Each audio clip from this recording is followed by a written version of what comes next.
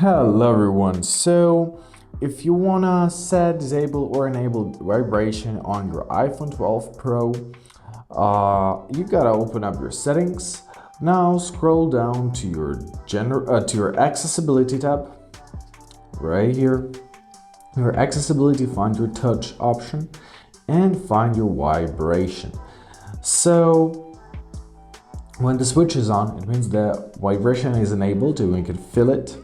However, if you turn off the switch, so it doesn't glow with any color, it means it's off.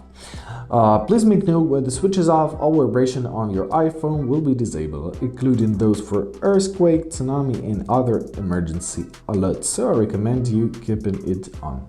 And that's it. I hope this video was helpful. Thank you so much for watching and have a great day.